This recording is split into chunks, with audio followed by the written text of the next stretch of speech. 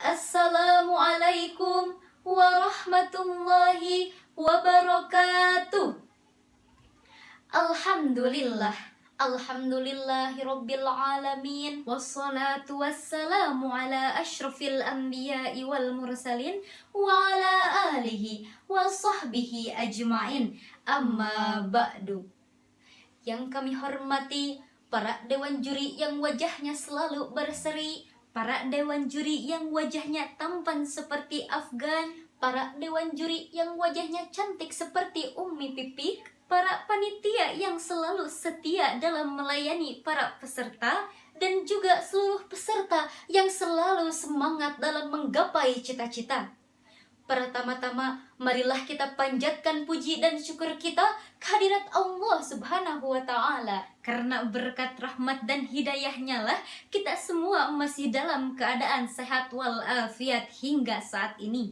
Salawat ma'assalam semoga tetap tercurahkan kepada baginda alam, yakni Habibana wa Nabiyana wa Rasulana Muhammad sallallahu alaihi wasallam, juga kepada keluarganya, para sahabatnya, tabi'in tabi'atnya, dan semoga sampai kepada kita semua selaku umatnya. Amin ya rabbal alamin. Dewan juri yang dirahmati oleh Allah, izinkanlah kami, Rena dan Reni, untuk menyampaikan sebuah tausiah yang berjudul Perbandingan Strategi Dakwah Zaman Kolonial dan Zaman Milenial. Perbandingan strategi dakwah di zaman dulu dan zaman sekarang. Bahasa gaulnya, perbandingan strategi dakwah zaman kolonial dan zaman milenial. Timbullah pertanyaan, perbedaan tantangannya ini seperti apa? Tantangannya sama saja, namun yang menjadi perbedaan ada dalam kemasan. Di zaman dulu, para ulama di Pulau Jawa atau dikenal dengan sebutan Wali Songo, para wali berdakwah dengan kemasan bahasa lokal yang tepat, menyajikan kebudayaan dan adat serta kesenangan dan kebutuhan masyarakat setempat.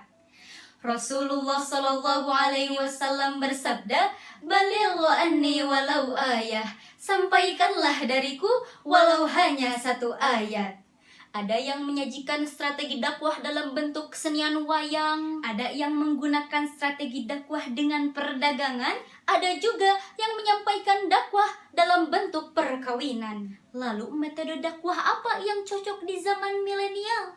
Zaman di mana update terus media sosial, teknologi terus dievaluasi, pemuda muslim tidak hanya menonton televisi, tapi sudah beralih ke media massa yang terus dikritisi, seperti WhatsApp, YouTube, Instagram, TikTok, dan yang lainnya.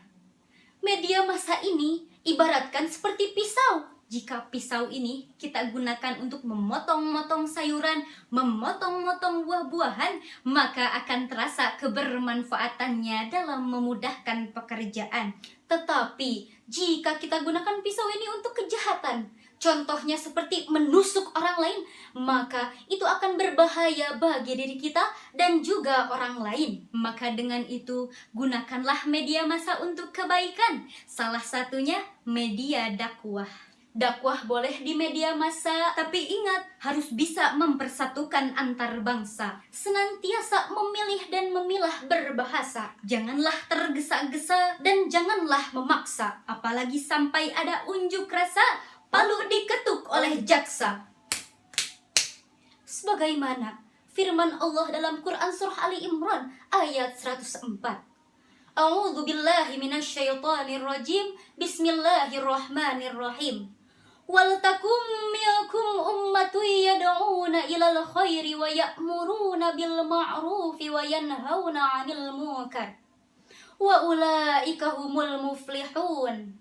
Yang artinya, dan hendaklah di antara kamu ada segolongan orang-orang yang menyeru kepada kebajikan, menyuruh berbuat yang ma'ruf dan mencegah dari yang munkar, dan mereka itulah orang-orang yang beruntung. Maka kita sebagai pemuda harus bisa menyeru kepada kebajikan, menyuruh berbuat yang ma'ruf dan mencegah dari yang munkar.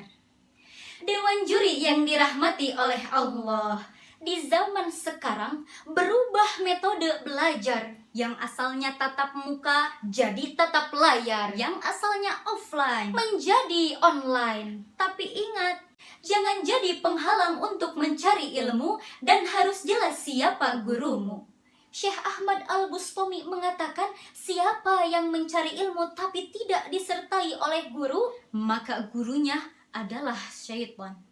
Jadi teringat sebuah lagu yang dipopulerkan oleh band Wali dengan judul Cari Jodoh. Pengumuman siapa yang punya anak bilang aku, kita mencari ilmu sama teman-temanku, datangi guruku untuk mencari ilmu. Oh. Pengumuman siapa yang punya anak bilang aku, kita mencari ilmu sama teman-temanku, datangi guruku untuk mencari ilmu. Oh, untuk mencari ilmu. Oh, untuk mencari ilmu. Dewan juri yang dirahmati oleh Allah, di zaman sekarang banyak sekali orang yang merasakan penyakit batin. Salah satunya adalah penyakit bingung. Bingung mencari jalan kehidupan, bingung menentukan jalan kehidupan, bingung mencari pekerjaan, bingung mencari penghasilan, bahkan bingung cari pasangan. Akhirnya bingung ku memikirnya, bingung ku memikirnya. Lalu, apa sih yang ampuh untuk mengatasi kebingungan? Jawabannya yaitu dengan ilmu. Dengan ilmu, hidup kita menjadi terarah, segala urusan jadi mudah, masa depan pun akan cerah, dan wibawa pun akan bertambah. Tapi, kita jangan asal mencari ilmu dan jangan asal mencari informasi, apalagi yang belum jelas sumber dan referensi. Tapi kita sudah menyebarkan ke berbagai akses antar provinsi. Disinilah pemuda jadi generasi mencari solusi, bukan mencari celah emosi. Sebelum itu, kita nyanyi dulu yuk. Ayo. Wahai para pemuda-pemudi, gunakan waktu yang kau miliki. Jangan sampai engkau merugi, waktu berlalu tak bisa kembali. Mungkin cukup sekian yang dapat kami sampaikan. Mohon maaf atas segala kekurangan dan kesalahan. Semoga apa yang telah kami sampaikan dapat bermanfaat untuk kita semua. Amin ya robbal alamin. Alhamdulillah wa syukurillah, bersyukur padamu ya Allah. Kau jadikan kami saudara, indah dalam kebersamaan. Wallahul muwafiq ila aqwamit thariq. Wassalamualaikum warahmatullahi wabarakatuh.